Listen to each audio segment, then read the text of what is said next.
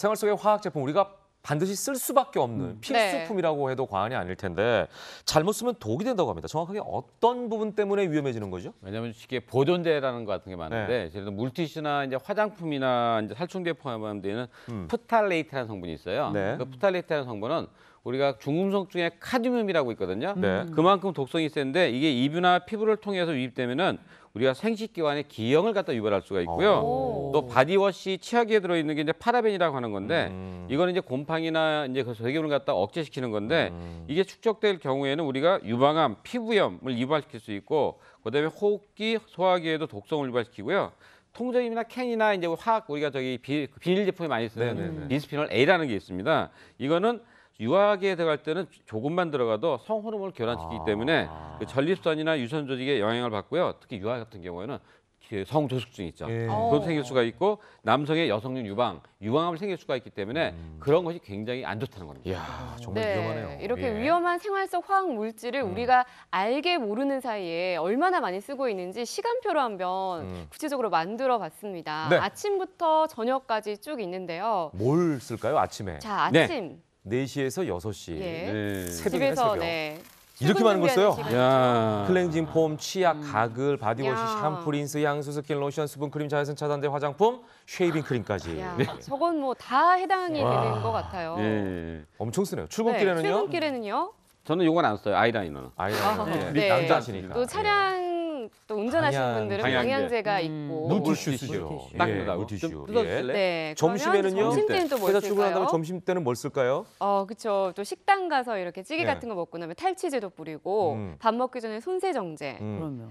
또 계산하면 영수증에도 있는 영수증에 코팅시키는 그 성분이 아까 얘기한 비스피놀 A입니다. 그리고 저녁에 퇴근했어요. 뭘 쓰죠? 네, 일단 뭐 설거지해야 설거지할 때 되잖아요. 주방용 세제, 세탁세제, 섬유유연제까지. 진짜 우리가 하루 종일 많은 생활화학 제품을 쓰고 있다는 거를 다시 한번 알 수가 있습니다. 네. 교수님도 뭐 보시니까 뭐 이 정도 다 해당은 되시죠? 뭐 쓰는 정도가 아니고요. 예를 들어 저기 화장품 같은 경우 우리 여성들이 대부분 많이 사용하는데 파운데이션, 립스틱, 아이라이너 저 정도 써서는 이 정도 얼굴이 나올 수가 없습니다.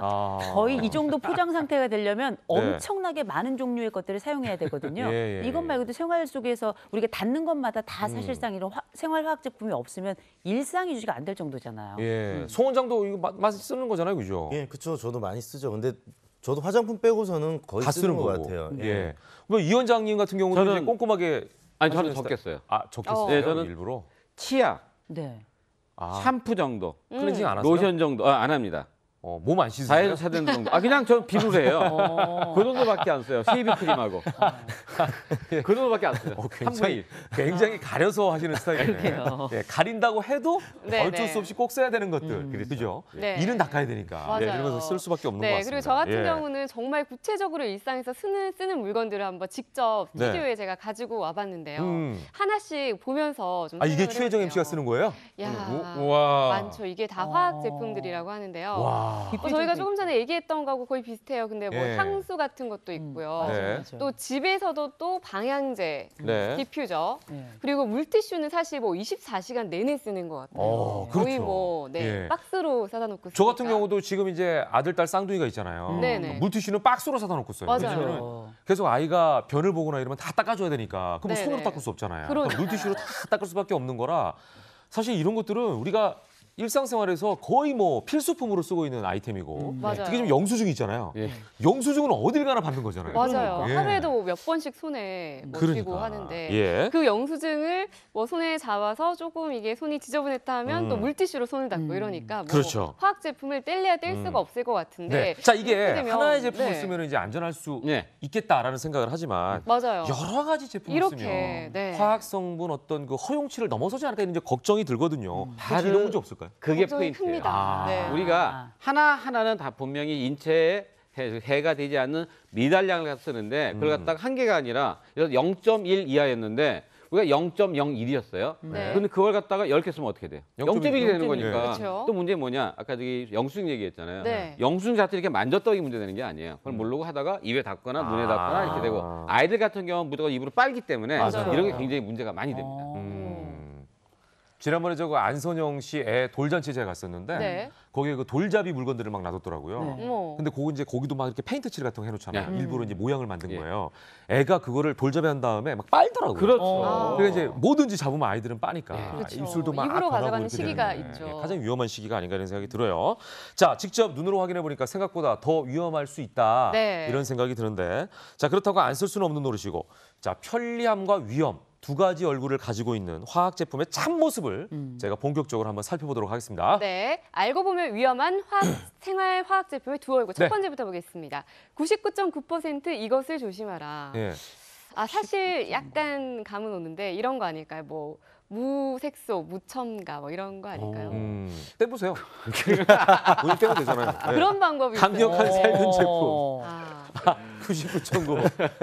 99.9%. 99.9% 강력한 살균 제품을 조심. 좋은 거 아니 근데 이거 아닌가요? 좋은 거 아니에요? 그래서 항상 그 광고 같은 거 보면 99.9를 맞아요. 강조하는 네. 분들 많으시던데. 강력 살균. 예, 지금 방금 원장님께서 얘기하셨듯이 예. 하나씩 이렇게 쓰는 거는 괜찮아요. 근데 이제 강력한 살균 제품이라 그러면은 어쨌든 굉장히 강하게 살균을 시키는 어떤 용품들이 들어간 거거든요. 네. 근데 그런 것들이 계속적으로 이제 손에 닿고 이제 쓰게 되면은 아까 얘기하셨듯이 입에 닿고 그다음에 눈에 닿고 하면은 전부 다 이제 균들을 다 죽일 수가 있고 나한테도 자극이 올 수가 있기 때문에 네. 좀 조심해서 쓰시는 게 좋겠습니다. 근데 사실 우리가 손 같은 경우는 비누로도 많이 씻긴 하지만 네. 99%뭐 강력 살균 이런 그렇죠. 거에도 네. 손이 많이 가거든요. 네, 땡땡 뭐 이런 거 맞아요. 쓰는데 그게 안전한 바로 거, 네. 문제가 돼가지고서 미국에서는 뭐라고 하냐면 가장 좋은 게 비누하고 물로 씻는 게 좋다고 돼 있어요. 그래서 미국에서 발표한 걸 보니까 그 미국의 이제 식품의약국에서는 항균 성분이 들어간 비누들, 그러니까 바제품이나 젤, 액체형 판매를 갖다 금지시켰습니다. 네.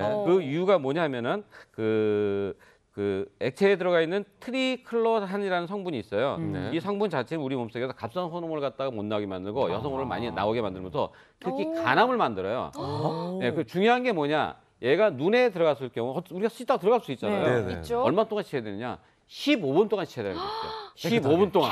와. 그 정도로 강하다는 예. 얘기예요. 그다음에 한 가지 또 바에 들어가 있는 제품은 트라이클로로카르빈이라는 성분인데 이것은 남성 호르몬을 갖다가 이상을 시켜가지고 뒤에서 해봤더니 출생률을 갖다 적게 만들기 때문에 미국 질병예방센터에서는 가장 좋은 게 비누랑 물로 씻는 게 가장 좋다고 그러니까 발표가 돼 있습니다. 기본이 좋다 그러겠네요. 기본. 우리가 기본으로 알고 있는 그렇죠. 거. 네, 편한 네. 거. 자, 두 번째 넘어가겠습니다. 네. 바람, 불임, 딱딱한 폐를 부르는 게 뭘까요? 네, 보겠습니다.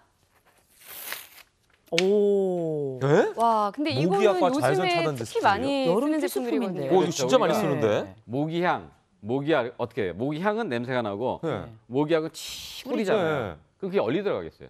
입으로. 입으로, 폐로 코로. 들어가서 폐 속에 네. 들어가게 되면 그게 네. 바로 섬유화를 딱딱하게 만들 수가 있고요. 아, 진짜요? 예, 그다음에 우리가 그 여름에 저기 좀 불편하다고 바른 거 불편하니까 자외선 차는데 어떻게 또 치 뿌리잖아요. 네. 바로 코로 들어가 눈으로가 무지하게 맵거든요. 바로 이런 것이 들어가게 되면은 아까도 얘기했지만 성장 장애, 폐가 딱딱해지고 성장 장애, 내분비계를 교란시키는 불임 위험까지 있기 때문에 네네. 그냥 바르는 게 가장 좋고요.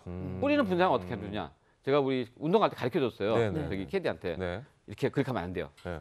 여기 뿌린 다음에 이렇게 문지르는 게 가장 좋습니다. 손등에다가. 예. 근데 사실 그 방법도 뿌리는 타입이 괜찮네. 간편하긴 하니까 네, 많이 그렇죠. 선호하긴 근데 하죠. 눈이나 코로 들어가면 안 좋기 때문에 직접적으로 뿌리지 말아라. 아 근데 저희 같은 경우 저뿐만 아니라 네. 많은 분들이 이런 물건을 살 때는 그냥 사진 않아요. 소비자들이 정말 똑똑하거든요. 무독성인지 네. 맞아요. 아니면 이게 어떤 뭐 친환경인지 이런 네. 것들을 다 무색소, 가려가며 네. 살거든요. 그런데 이런 것도 믿을 수 없다는 건지 전 그게 좀 궁금해요. 그렇습니다. 친환경이라고 써 있는데. 그렇죠. 친환경 무독성이라고 써 있지만은 네, 인증 마크까지. 네, 있죠. 인증 마크가 돼 있는데 네. 그 정부에서 이번에 조사를 해봤더니 그걸 절대 다 믿을 수가 없다.